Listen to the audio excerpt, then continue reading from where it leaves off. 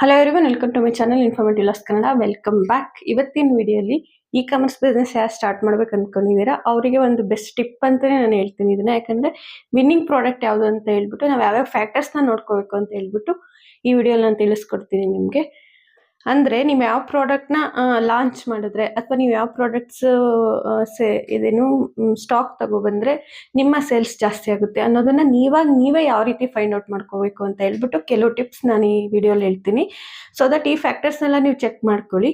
ಇದನ್ನೆಲ್ಲ ನೀವು ಮಾಡ್ತಿದ್ದೀರಾ ಅಥವಾ ನೀವು ಈ ರೀತಿ ಎಕ್ಸ್ಪೆರಿಮೆಂಟ್ ಮಾಡಿದ್ದೀರಾ ನಿಮ್ಮ ಸೇಲ್ಸಲ್ಲಿ ಅನ್ನೋದೊಂದ್ಸರಿ ಚೆಕ್ ಮಾಡ್ಕೊಳ್ಳಿ. ಸೊ ಇದು ಇವತ್ತಿನ ಟಾಪಿಕ್ ಆಗಿರುತ್ತೆ. ಅದಕ್ಕೂ ಮುಂಚೆ ಇನ್ಫಾರ್ಮೇಟಿವ್ ಲಾಕ್ಸ್ ಕನ್ನಡನ ಸಬ್ಸ್ಕ್ರೈಬ್ ಮಾಡ್ಕೊಳ್ಳಿ. ಸೊ ದಟ್ ನಿಮಗೆ ಇ ಕಾಮರ್ಸ್ ರಿಲೇಟೆಡ್ ಇನ್ಫಾರ್ಮೇಷನ್ ಸಿಗ್ತಿರುತ್ತೆ ಈ ಚಾನಲಲ್ಲಿ. And Amazon, Flipkart, Meesho platforms ಬಗ್ಗೆ ಇನ್ಫಾರ್ಮೇಷನ್ನು ಆ್ಯಂಡ್ ಅದರಲ್ಲಿ ಯಾವ ರೀತಿ ಬಿಸ್ನೆಸ್ನ ಗ್ರೋ ಮಾಡ್ಕೋಬೇಕು ಆ್ಯಂಡ್ ನನ್ನ ಎಕ್ಸ್ಪೀರಿಯನ್ಸಸ್ನ ಕೆಲವು ಶೇರ್ ಮಾಡ್ತಿರ್ತೀನಿ. ಸೊ ಸಬ್ಸ್ಕ್ರೈಬ್ ಮಾಡ್ಬೋದು, ಮಿಸ್ ಮಾಡಬೇಡಿ. ಇವತ್ತಿನ ಟಾಪಿಕ್ ಬಗ್ಗೆ ಮಾತಾಡೋದಾದರೆ, ಫಸ್ಟ್ ಥಿಂಗ್ ವಿನ್ನಿಂಗ್ ಪ್ರಾಡಕ್ಟ್ ಅಂದರೆ ಏನು ಅಂತ ತಿಳ್ಕೊಳ್ಳೋಣ. ಅಂದರೆ ಮಾರ್ಕೆಟಲ್ಲಿ ಆ ಪ್ರಾಡಕ್ಟ್ಗೆ ಡಿಮ್ಯಾಂಡ್ ಜಾಸ್ತಿ ಇರಬೇಕು, ಕಾಂಪಿಟೇಷನ್ ಕಡಿಮೆ ಇರಬೇಕು.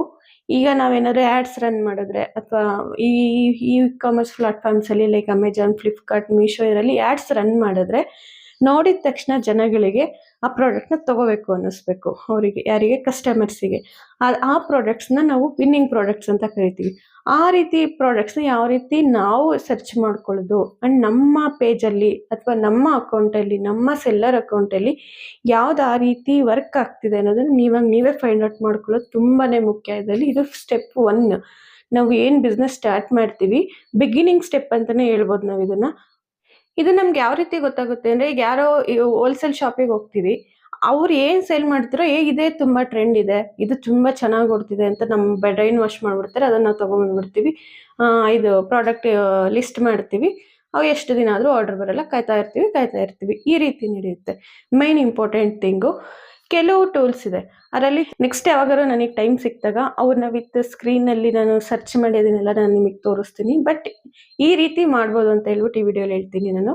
ಗೂಗಲ್ ಟ್ರೆಂಡ್ಸ್ ಅಂತ ಇರುತ್ತೆ, ಅದು according to country and according to state wise ನಮಗೆ ಡೇಟಾ ಕೊಡುತ್ತೆ.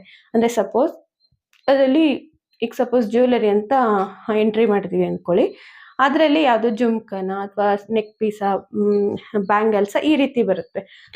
ಆ್ಯಂಡ್ ಕರ್ನಾಟಕ ಅಂತ ಸೆಲೆಕ್ಟ್ ನೀವು ನಮ್ಮ ಸ್ಟೇಟ್ ಕರ್ನಾಟಕ ಅಂತ ಸೆಲೆಕ್ಟ್ ಮಾಡ್ತೀವಿ. ಇದರಲ್ಲಿ ತುಂಬ ಯಾವುದು ಜನ ಸರ್ಚ್ ಮಾಡಿದ್ದಾರೆ ಅನ್ನೋ ಡೇಟಾ ನಮ್ಗಲ್ಲಿ ಸಿಗುತ್ತೆ.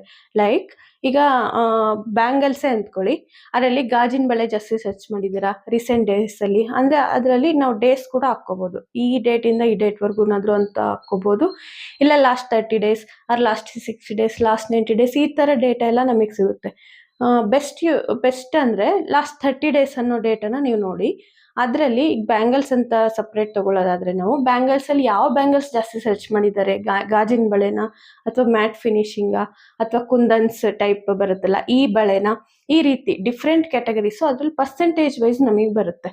ಅಂದರೆ ಯಾವುದು ಜಾಸ್ತಿ ಟಾಪಲ್ಲಿ ಸರ್ಚ್ ಮಾಡಿರ್ತಾರಲ್ಲ, ಟಾಪ್ ಹುಡುಕಿರೋದು ಯಾವ್ದು ಜಾಸ್ತಿ, ಈ ರೀತಿ ಎಲ್ಲ ಡೇಟಾ ಅದರಲ್ಲಿ ಇರುತ್ತೆ, ಮೆಮೊರಿ ಇರುತ್ತಲ್ಲ. ಸೊ ಅದರ ಪ್ರಕಾರ ನಮಗೆ ಲಿಸ್ಟ್ ಕೊಡುತ್ತೆ ಅದು.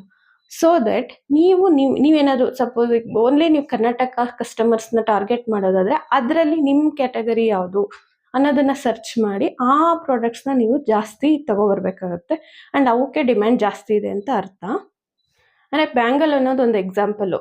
ಸಪೋಸ್ ನೀವು ಕುರ್ತೀಸ್ ಸೇಲ್ ಮಾಡ್ತಿದ್ದೀರಾ ಅಂದ್ಕೊಳ್ಳಿ, ಈಗ ಆಲ್ರೆಡಿ ನೀವು ಎಸ್ಟಾಬ್ಲಿಷ್ಡ್ ಬಿಸ್ನೆಸ್ ಇದೆ, ನೀವು ಕುರ್ತೀಸ್ ಸೇಲ್ ಮಾಡ್ತಿದ್ದೀರಾ. ಕುರ್ತೀಸ್ ಅಂತ ಹೊಡೋದ್ರೆ ಅದರಲ್ಲಿ ಡಿಫ್ರೆಂಟ್ ಟೈಪ್ ಆಫ್ ಕುರ್ತೀಸ್ ಬರುತ್ತೆ. 3 piece ಕುರ್ತೀಸ್, 2 pieces ಅಥವಾ ಓನ್ಲಿ ಟಾಪ್ಸು, ಈ ಥರ ಡಿಫ್ರೆಂಟ್ ಕ್ಯಾಟಗರಿ. ಅದರಲ್ಲೂ ಕಾಟನ್ನು, ಮಲ್ ಕಾಟನ್ ಈ ಟೈಪ್ ಎಲ್ಲ ಬರುತ್ತಲ್ಲ. ಸೊ ಆ ಡೇಟನ್ನ ಕರೆಕ್ಟಾಗಿ ಎಂಟ್ರಿ ಮಾಡಿದ್ರೆ ಅಲ್ಲಿ ಪರ್ಸೆಂಟೇಜ್ ವೈಸ್ ನಿಮಗೆ ಸಿಗುತ್ತೆ. ಜಾಸ್ತಿ ಜನ ಏನು ಸರ್ಚ್ ಮಾಡಿದ್ದಾರೆ, ಏನು ಹುಡುಕ್ತಿದ್ದಾರೆ ಇಂಟರ್ನೆಟ್ಟಲ್ಲಿ ಅನ್ನೋ ಡೇಟಾ ನಿಮಗೆ ಗೊತ್ತಾಗುತ್ತೆ. ಅಕಾರ್ಡಿಂಗ್ ಟು ದಟ್ ನೀವು ಪ್ರಾಡಕ್ಟ್ಸ್ನ ಸರ್ಚ್ ಮಾಡಬೇಕಾಗುತ್ತೆ ಆ್ಯಂಡ್ ನಿಮ್ಮ ಪ್ರಾಡಕ್ಟ್ ಲಿಸ್ಟಲ್ಲಿ ಅದನ್ನು ಜಾಸ್ತಿ ಮಾಡ್ಕೋಬೇಕಾಗುತ್ತೆ. ಇದು ಒಂದು ಟಿಪ್ಪು. ಆ್ಯಂಡ್ ಇದ್ರ ಜೊತೆ ನಾವು ಆಲ್ರೆಡಿ ಎಸ್ಟಾಬ್ಲಿಷ್ಡ್ ಪ್ಲಾಟ್ಫಾರ್ಮ್ಸಲ್ಲೇ ಬಿಸ್ನೆಸ್ ಮಾಡೋದ್ರಿಂದ, ಅಂದರೆ ನಾನು ಅದೇ ಇನ್ಫಾರ್ಮೇಷನ್ ಹೇಳ್ತಿದ್ದೀನಲ್ಲ, ಸೊ ಅದನ್ನ ಎಕ್ಸಾಂಪಲ್ ತೊಗೊತಿದ್ದೀನಿ. ಈಗ ಅಮೆಜಾನ್, ಫ್ಲಿಪ್ಕಾರ್ಟ್, ಮೀಶೋ ಅಂತ ತಗೊಳ್ಳಿ, ಅದರಲ್ಲಿ ಟ್ರೆಂಡಿಂಗ್ಸ್ ಅಂತ ಇರುತ್ತೆ. ಅದನ್ನೊಂದ್ಸರಿ ಸರ್ಚ್ ಮಾಡಿ. ಅದರಲ್ಲಿ ಯಾವ ಪ್ರಾಡಕ್ಟ್ಸು ಸರ್ಚಿಂಗಲ್ಲಿ ಜಾಸ್ತಿ ಇದೆ, ಯಾವ ಪ್ರಾಡಕ್ಟ್ಸ್ನ ಆ್ಯಡ್ ಟು ಕಾರ್ಟ್ಗೆ ಜಾಸ್ತಿ ಜನ ಆ್ಯಡ್ ಮಾಡಿದ್ದಾರೆ ಮತ್ತು ಆ ಕಾರ್ಟಲ್ಲಿರೋ ಕ್ಲಿಕ್ ಮಾಡಿ ಎಷ್ಟು ಜನ ತೊಗೊಂಡಿದ್ದಾರೆ, ಈ ಡೇಟಾ ನಿಮ್ಗಲ್ಲಿ ಸಿಗುತ್ತೆ. ಎಲ್ಲ ಪ್ಲಾಟ್ಫಾರ್ಮ್ಸಲ್ಲೂ ಅದು ಸಿಗುತ್ತೆ. ಸೊ ಇದೊಂದು ಸರಿ ಸರ್ಚ್ ಮಾಡಿ.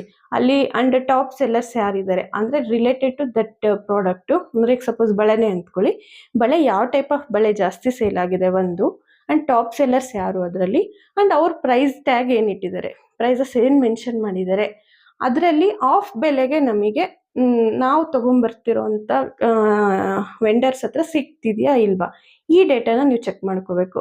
ಅಂದರೆ ಈಗ ಟಾಪ್ ಸೆಲ್ಲರ್ಸ್ ಅದು ಯಾರೋ ಸೇಲ್ ಮಾಡ್ತಿದ್ದಾರೆ ಅಂದ್ಕೊಳ್ಳಿ, ಅವ್ರು 500ಗೆ ಸೇಲ್ ಮಾಡ್ತಿದ್ದಾರೆ ಅಂದರೆ ನೀವು 500 ಆರ್ 520 ಆರ್ 480 ತ್ರೀ ವೇರಿಯೇಷನ್ಸಲ್ಲಿ ನೀವು ಪ್ರೈಸಿಂಗ್ ಕೊಡ್ಬೋದು. ಬಟ್ ನಿಮಗೆ ಆ ಪ್ರಾಡಕ್ಟು 200 to 230 ಒಳಗಡೆ ನಿಮ್ಮ ಕೈ ಸೇರಬೇಕು. ಈ ಥರ ವೆಂಡರ್ಸ್ ಹತ್ರ ಚೆಕ್ ಮಾಡಬೇಕಿರೋದು ಇದೆ. ಈ ಎಲ್ಲ ಡೇಟಾನು ನಾವು ಒಟ್ಟಿಗೆ ಕೂಡಿಸಿದಾಗ ಮಾತ್ರ ಪ್ರಾಡಕ್ಟ್ ಸೆಲೆಕ್ಷನ್ ಕರೆಕ್ಟ್ ಇರುತ್ತೆ ನಮ್ಮದು. ಸೊ ಇದರಲ್ಲಿ ಮಿಸ್ಟೇಕ್ ಮಾಡ್ಕೋಬೇಡಿ. ಸೊ ಇದೊಂದು ಟೂಲು ನಾವು ಅಂದರೆ ಟ್ರೆಂಡಿಂಗ್ ಪ್ರಾಡಕ್ಟ್ಸ್ ಯಾವ ಅಂತ ಚೆಕ್ ಮಾಡ್ಕೊಳ್ಳೋಕ್ಕೆ ಈ ಪ್ಲಾಟ್ಫಾರ್ಮ್ಸ್ನು ಕೂಡ ನಾವು ಯೂಸ್ ಮಾಡ್ಕೋಬೋದು. ಆ್ಯಂಡ್ ಥರ್ಡ್ ಟಿಪ್ ಏನಂದರೆ, ನೀವು ಸೆಲೆಕ್ಟ್ ಮಾಡಿರೋ ಪ್ರಾಡಕ್ಟು ಪ್ರಾಬ್ಲಮ್ ಸಾಲ್ವಿಂಗ್ ಪ್ರಾಡಕ್ಟಾ ಅನ್ನೋದು ಒಂದು ಥಿಂಕ್ ಮಾಡಿ. ಅಂದರೆ ಅದಕ್ಕೆ ಒಂದು ಎಮೋಷನ್ ಟಚ್ ಇರುತ್ತೆ. ಅಂದರೆ ಲೈಕ್ ಒಂದು ಎಕ್ಸಾಂಪಲ್ ಹೇಳ್ತೀನಿ. ಲೈಕ್ ಈಗೇನೋ ಬ್ಯಾಕ್ ಪೇನ್ ಏನೋ ಇರುತ್ತೆ ಅಂದ್ಕೊಳ್ಳಿ, ಅದನ್ನು ಕರೆಕ್ಟ್ ಮಾಡೋವಂಥದ್ದು, ಅಥವಾ ಪೋಸ್ಟರ್ ಕರೆಕ್ಟ್ ಈ ಥರ ಬರುತ್ತೆ ನೋಡಿ ಕೆಲವು ಪ್ರಾಡಕ್ಟ್ಸು, ಆ ಥರದವು ಅಂದರೆ ಲೈಕ್ ಅದಕ್ಕೊಂದು ಎಮೋಷನ್ ಅಟ್ಯಾಚ್ ಆಗಿರುತ್ತೆ. ಓಕೆ, ಇದನ್ನು ತಗೊಂಡ್ರೆ ನನಗೆ ಈ ಪ್ರಾಬ್ಲಮ್ ಸಾಲ್ವ್ ಆಗುತ್ತೆ ಅನ್ನೋ ಮೈಂಡ್ ಸೈಕಾಲಜಿಲಿ ಕಸ್ಟಮರ್ಸ್ ಇರ್ತಾರೆ. ಸೊ ಆ ಪ್ರಾಡಕ್ಟ್ಸ್ಗೆ ಡಿಮ್ಯಾಂಡ್ ಯಾವಾಗಲೂ ಜಾಸ್ತಿ ಇರುತ್ತೆ. ಸೊ ನಿಮ್ಮ ಪ್ರಾಡಕ್ಟು ಒಂದು ಕ್ವಶನ್ ಮಾಡ್ಕೊಳ್ಳಿ, ನೀವು ಸೆಲೆಕ್ಟ್ ಮಾಡ್ಬೇಕಾದ್ರೆ ಪ್ರಾಡಕ್ಟ್ಸು ಇದು ಏನಕ್ಕೆ, ಕಸ್ಟಮರ್ಸ್ ಇದಕ್ಕೆ ಏನಕ್ಕೆ ಬೈ ಮಾಡಬೇಕು ಅನ್ನೋ ಕ್ವಶನ್ ನೀವೇ ಹಾಕ್ಕೋಬೇಕು. ಸಪೋಸ್ ಫ್ಯಾಷನ್ ರಿಲೇಟೆಡ್ ಪ್ರಾಡಕ್ಟ್ಸ್ ಆದರೆ ಬೇರೆ ರೀತಿ ಆಗುತ್ತೆ ಇದು, ಆ್ಯಂಡ್ ಬೇರೆ ಅದರ್ ದ್ಯಾನ್ ಫ್ಯಾಷನ್ ಅಂದರೆ ಬೇರೆ ರೀತಿ ಆಗುತ್ತೆ. ಬಟ್ ಎಲ್ಲದಕ್ಕೂ ಕೂಡ ನೀವು ಈ ಕ್ವಶನ್ ಹಾಕೊಂಡ್ರೆ ಕರೆಕ್ಟಾಗಿ ನೀವು ಚೂಸ್ ಮಾಡ್ತೀರಾ ನೋಡಿ ಪ್ರಾಡಕ್ಟ್ಸು. ಒಂದ್ಸರಿ ಟ್ರೈ ಮಾಡಿ. ಅಂದರೆ ಈ ಕ್ವಶನ್ನ ನೀವು ಆಲ್ರೆಡಿ ನಿಮ್ಮ ಹತ್ರ ಇರೋ ಪ್ರಾಡಕ್ಟ್ಸಿಗೆ ಟ್ಯಾಗ್ ಮಾಡಿ ನೋಡಿ. ಈಗ ಸಪೋಸ್ ಈಗ ಸ್ಯಾರಿನೇ ಅಂದ್ಕೊಳ್ಳಿ, ಈ ಸ್ಯಾರಿ ನಿಮ್ಮ ಹತ್ರನೇ ಏನಕ್ಕೆ ಬೈ ಮಾಡಬೇಕು, ಅದರ್ಸ್ ಹತ್ರ ಯಾಕೆ ಬೈ ಮಾಡಬಾರ್ದು ಅನ್ನೋ ಕ್ವಶನಿಗೆ ನಿಮ್ಮ ಹತ್ರ ಆನ್ಸರ್ ಇದ್ದರೆ ಕರೆಕ್ಟ್ ಪ್ರಾಡಕ್ಟ್ನ ನೀವು ಚೂಸ್ ಮಾಡ್ತೀರಾ. ಅಂದರೆ ನಾನು ಈಗ ಹೇಳಿದ್ನಲ್ಲ, ಪ್ರಾಬ್ಲಮ್ ಸಾಲ್ವಿಂಗ್ ಪ್ರಾಡಕ್ಟ್ಸ್ ಅಂದರೆ ಲೈಕ್ ಪೋಸ್ಟರ್ ಕರೆಕ್ಷನ್ ರೀತಿ ಪ್ರಾಡಕ್ಟ್ಸ್ ಬರುತ್ತೆ, ಆ್ಯಂಡ್ ಪೆಟ್ ಏರ್ ರಿಮೂವರ್ ಥರ ಬರುತ್ತೆ ನೋಡಿ, ಆ ಥರದವು ಕಿಚನ್ ಐಟಮ್ಸಲ್ಲಿ ಅಂದರೆ ಅಟ್ರಾಕ್ಟಿವ್ ಆಗಿ ಆ್ಯಂಡ್ ಮಾಡ್ರನ್ ಕಿಚನ್ ಟೂಲ್ಸ್ ಎಲ್ಲ ಇರುತ್ತಲ್ಲ, ಆ್ಯಂಡ್ ನಮ್ಮ ಕೆಲಸನ ಈಸಿ ಮಾಡೋವಂಥವು, ಈ ರೀತಿ ಪ್ರಾಡಕ್ಟ್ಸ್ ಜಾಸ್ತಿ ಹೋಗುತ್ತೆ. ಅದು ಏನು ಪ್ರಾಬ್ಲಮ್ ಇದೆ, ಈ ಕಿಚನ್ ಐಟಮ್ಸೇ ನೀವು ಸೇಲ್ ಮಾಡ್ತಿದ್ದೀರಾ ಅಂದ್ಕೊಳ್ಳಿ, ಅದ್ರಲ್ಲಿ ಜಾಸ್ತಿ ಪ್ರಾಬ್ಲಮ್ಸ್ ಏನು ಬರುತ್ತೆ ಅದನ್ನ ಸ್ಮಾರ್ಟಾಗಿ ಸಾಲ್ವ್ ಮಾಡೋವಂಥ ಐಟಮ್ಸ್. ಲೈಕ್ ಈಗ ವೆಜಿಟೇಬಲ್ ಕಟ್ಟರ್ ಬರುತ್ತಲ್ಲ, ಅದು ಕೂಡ ಒಂದು ಒಳ್ಳೆ ಪ್ರಾಡಕ್ಟು. ಆ್ಯಂಡ್ ಇದು ಬರುತ್ತೆ ನೋಡಿ, ಆ ಪ್ರಾಡಕ್ಟ್ ನೇಮ್ ಗೊತ್ತಿಲ್ಲ ನನಗೆ. ಅಂದರೆ ಈಗ ಸ್ಕ್ವಯರ್ ಶೇಪಲ್ಲಿ ಇರುತ್ತೆ, ಪಾಪಡ್ ಎಲ್ಲ ಹಾಕ್ಬಿಟ್ಟು ಎಣ್ಣೆಗೆ ಹಿಂಗೆ ಇಟ್ಬಿಟ್ಟು ಹಿಂಗೆ ಎತ್ತುತ್ತಾರಲ್ಲ, ಅದು ಪ್ರಾಡಕ್ಟ್ ನೇಮ್ ಗೊತ್ತಿಲ್ಲ, ಯಾರಿಗಾರು ಗೊತ್ತಿದ್ರೆ ಕಮೆಂಟ್ ಮಾಡಿ. ಆ ಥರ ಅಂದರೆ ಸ್ಮಾರ್ಟ್ ಟೂಲ್ಸು ಈ ರೀತಿ ಪ್ರಾಬ್ಲಮ್ ಸಾಲ್ವಿಂಗ್ ಇದ್ದರೆ ಅದನ್ನ ಜನರು ಬೈ ಮಾಡೋ ಚಾನ್ಸಸ್ ಜಾಸ್ತಿ ಇರುತ್ತೆ. ಸೊ ದಟ್ ಅದ್ರ ಬಗ್ಗೆ ನೀವು ಕಾನ್ಸಂಟ್ರೇಟ್ ಮಾಡಿ. ಆ್ಯಂಡ್ ಈಗ ನಾನು ಆಗಲೇ ಹೇಳಿದ್ನಲ್ಲ, ಆ ಕ್ವಶನ್ ನೀವೆಲ್ಲ ಪ್ರಾಡಕ್ಟ್ಸ್ಗೂ ಟ್ಯಾಗ್ ಮಾಡಿ ನೋಡಿ, ಈ ಪ್ರಾಡಕ್ಟು ಕಸ್ಟಮರ್ ಏನಕ್ಕೆ ತೊಗೊತಾರೆ ಆ್ಯಂಡ್ ಏನಕ್ಕೆ ತೊಗೋಬೇಕು, ಆ್ಯಂಡ್ ನನ್ನ ಹತ್ರನೇ ಯಾಕೆ ತೊಗೋಬೇಕು, ಈ ಎರಡಕ್ಕೂ ನಿಮ್ಮ ಹತ್ರ ಆನ್ಸರ್ ಇದ್ದರೆ ಒಳ್ಳೆ ಗ್ರೋತ್ ಇರುತ್ತೆ ನಿಮಗೆ. And one more, e commerce ಬಿಸ್ನೆಸ್ಸಲ್ಲಿ ಇದೇ ಕ್ಲಿಕ್ ಆಗುತ್ತೆ ಪ್ರಾಡಕ್ಟು, ಇದು ಕ್ಲಿಕ್ ಆಗಲ್ಲ. ಈಗ ನನ್ನ ಸಪ್ಲೈಯರ್ ಅಕೌಂಟಲ್ಲಿ ನನಗೆ ಕ್ಲಿಕ್ ಆಗಿರೋಂಥ ಪ್ರಾಡಕ್ಟ್ಸು ನಿಮಗೆ ಕ್ಲಿಕ್ ಆಗದೆ ಇರ್ಬೋದು. ನಾನೇನೋ ಟಿಪ್ಸ್ ಕೊಟ್ಬಿಡು, ಅದು ನನಗೆ ಜೋರಾಗಿ ಸೇಲ್ಸ್ ನಡೀತಿರೋದೆಲ್ಲ ನಾನು ನಿಮ್ಗೆ ಹೇಳ್ಬಿಡ್ಬೋದು, ಅದ್ರಲ್ಲಿ ನನಗೇನು ತೊಂದರೆ ಇಲ್ಲ. ಅಂದರೆ ಲೈಕ್ ಈಗ ಎಷ್ಟೋ ಲಕ್ಷ ಜನ ಸಪ್ಲೈಯರ್ಸ್ ಇದ್ದಾರೆ ಇದರಲ್ಲಿ. ಅಂದರೆ ಈಗ ಅಮೆಜಾನಲ್ಲಿ ಎಷ್ಟು ಲಕ್ಷ ಇದ್ದಾರೆ, ನಮಗೆ ಈಗ ಅವ್ರು ಯಾರು ಅನ್ನೋದೇ ನಮಗೆ ಗೊತ್ತಿಲ್ಲ. ಅಂಥದ್ರಲ್ಲಿ ನಿಮಗೆ ನನಗೆ ಹೇಳೋದ್ರಲ್ಲಿ ಪ್ರಾಬ್ಲಮ್ ಇಲ್ಲ. ಈಗ ನನ್ನ ಹತ್ರ ಬಳೆ ಜಾಸ್ತಿ ಸೇಲ್ ಆಗ್ತಿದೆ, ನಾನು ಫ್ರ್ಯಾಂಕಾಗಿ ಹೇಳ್ತಿದ್ದೀನಿ. ಮ್ಯಾಟ್ ಫಿನಿಶಿಂಗ್ ಬ್ಯಾಂಗಲ್ಸ್ ಅನ್ನೋದು ಎವ್ರಿ ಸೇಲಿಂಗ್ ನನ್ನ ಸಪ್ಲೈಯರ್ ಅಕೌಂಟಲ್ಲಿ. ಬಟ್ ಅದೇ ನಿಮಗೆ ವರ್ಕೌಟ್ ಆಗುತ್ತೆ ಅಂತ ನಾನು ಹೇಳೋಕ್ಕಾಗಲ್ಲ. ಬಟ್ ನೀವು ಟೆಸ್ಟಿಂಗ್ ಮಾಡಬೇಕು. ಅಂದರೆ ಬಳೆಯಲ್ಲೇ ಅಂತ ತೊಗೊಂಡ್ರು, ಅಥವಾ ಸ್ಯಾರಿ ಆದರೂ ತೊಗೊಳ್ಳಿ, ಕಿಚನ್ ಟೂಲ್ಸ್ ಆದರೂ ತೊಗೊಳ್ಳಿ, ಯಾವ ಪ್ರಾಡಕ್ಟು ನಿಮ್ಮ ಸಪ್ಲೈಯರ್ ಅಕೌಂಟಲ್ಲಿ ಜಾಸ್ತಿ ಸೇಲ್ ಆಗ್ತಿದೆ ಅನ್ನೋದನ್ನು ಫಸ್ಟ್ ಟೆಸ್ಟ್ ಮಾಡ್ಕೋಬೇಕು ನೀವು. ಅದಕ್ಕೆ ನೀವು ಫಸ್ಟ್ ಬಿಗಿನಿಂಗಲ್ಲಿ ಅಮೌಂಟ್ ಇನ್ವೆಸ್ಟ್ ಮಾಡಬೇಕಾದ್ರೆ ಎಲ್ಲದಕ್ಕೂ ಸ್ವಲ್ಪ ಹಾಕಿ ಎಲ್ಲ ಪ್ರಾಡಕ್ಟ್ಸ್ನು ಆನ್ ಫೀಲ್ಡ್ ಚೆಕ್ ಮಾಡೋದು ತುಂಬ ಇಂಪಾರ್ಟೆಂಟು. ಈಗ ನಾನು ಎಕ್ಸಾಂಪಲ್ ಹೇಳ್ತೀನಿ.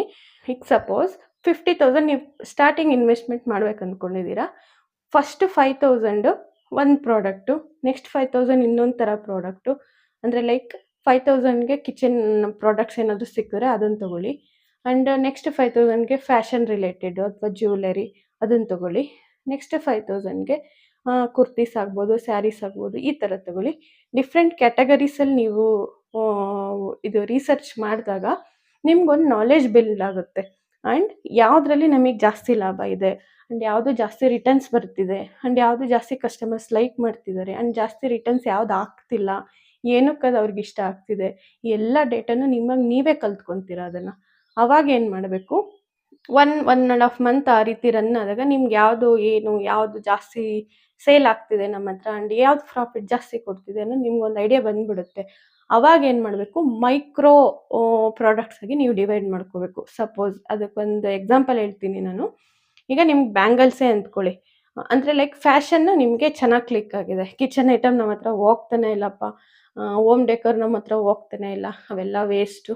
ನನಗೆ ಕ್ಲಿಕ್ ಆಗಿರೋದು ಫ್ಯಾಷನ್ ರಿಲೇಟೆಡ್, ಓಕೆ ಅನ್ನಿಸ್ತಿದೆ, ಸೇಲ್ಸ್ ಚೆನ್ನಾಗಿದೆ ಅನ್ನೋ ಒಂದು ನಿರ್ಧಾರಕ್ಕೆ ನೀವು ಬರ್ತೀರಾ ಅಂದ್ಕೊಳ್ಳಿ. ಅದರಲ್ಲಿ ಯಾವುದು ಅಂದರೆ ಲೈಕ್ ಬೇರೆ ಬೇರೆ ಸ್ಟೈಲ್ ಆಫ್ ಇದು ಜ್ಯುವೆಲರಿ ನಿಮ್ಮ ಹತ್ರ ಸೇಲ್ ಆಗ್ತಿದೆಯಾ, ಅಥವಾ ಪರ್ಟಿಕ್ಯುಲರಾಗಿ ಒಂದೇ ರೀತಿ ಜ್ಯುವೆಲರಿ ಸೇಲ್ ಆಗ್ತಿದೆಯಾ, ಇದನ್ನು ನೀವು ಡಿವೈಡ್ ಮಾಡ್ಕೋಬೇಕಾಗುತ್ತೆ ಅಲ್ಲಿ. ಅವಾಗ ಏನಾಗುತ್ತೆ, ನಿಮ್ಮ ರಿಸರ್ಚಿಂಗ್ ಎಬಿಲಿಟಿ ಜಾಸ್ತಿ ಆಗುತ್ತೆ. ಈಗ ಸಪೋಸ್ ಒಂದು ಎಕ್ಸಾಂಪಲ್ ಹೇಳ್ತೀನಿ ನೋಡಿ. ನನ್ನ ಹತ್ರ ಇಯರ್ ರಿಂಗ್ಸ್ ಇದೆ, ಬನ್ನಿ ತೊಗೊಳ್ಳಿ ಅಂದರೆ ಎಷ್ಟು ಜನ ಬರ್ತಾರೆ. ಆ್ಯಂಡ್ ನನ್ನ ಹತ್ರ only mat finishing year rings, and ಅದರಲ್ಲೂ ಅದೇನು ಜಾಮ್ದಾನಿ ಆ ಟೈಪ್ ಬರುತ್ತಲ್ಲ ಇಟ್ಟು, ಅವಾಗ ಏನಾಗುತ್ತೆ, ಆ ಪ್ರಾಡಕ್ಟ್ಸ್ ರಿಸರ್ಚ್ ಮಾಡೋದು ನಿಮ್ಮ ಎಬಿಲಿಟಿ ಜಾಸ್ತಿ ಆಗುತ್ತೆ. ಅಂದರೆ ಅದರಲ್ಲಿ ಕ್ವಾಲಿಟೀಸ್ ನೋಡ್ತೀರಾ, ಆ್ಯಂಡ್ ಸೇಮ್ ಅದೇ ಸಬ್ ಕ್ಯಾಟಗರೀಸ್ ಆಗುತ್ತೆ. ಅವಾಗ ನಿಮ್ಗೆ ಅದರಲ್ಲಿ ಕ್ವಾಲಿಟೀಸ್ ಚೆಕ್ ಮಾಡ್ಕೊತೀರಾ, ಆ್ಯಂಡ್ ಹೋಲ್ಸೇಲರ್ಸ್ನ ಚೆನ್ನಾಗಿ ಹುಡುಕ್ತೀರಾ. ಯಾಕಂದರೆ ಬೇರೆ ಬೇರೆ ಹುಡುಕೋದು ನಿಮ್ಮ ತಲೆಯಲ್ಲಿರಲ್ಲ, ಓನ್ಲಿ ಟಾರ್ಗೆಟೆಡ್ ದಟ್ ಒನ್, ಆ ಪ್ರಾಡಕ್ಟ್ ಮೇಲೆ ಅಷ್ಟೇ ನಿಮ್ಮ ಕಾನ್ಸಂಟ್ರೇಷನ್ ಇರುತ್ತೆ.